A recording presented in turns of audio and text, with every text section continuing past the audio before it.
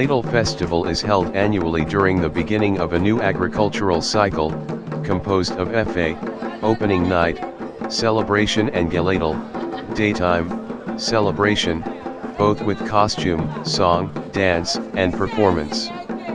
Gelede festival honors our mothers, our witches, the female powers of creation and destruction.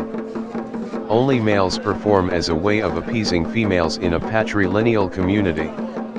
Gelede encompasses all realms of life, physical, spiritual, supernatural. Praises deities, comments on current social events in the community.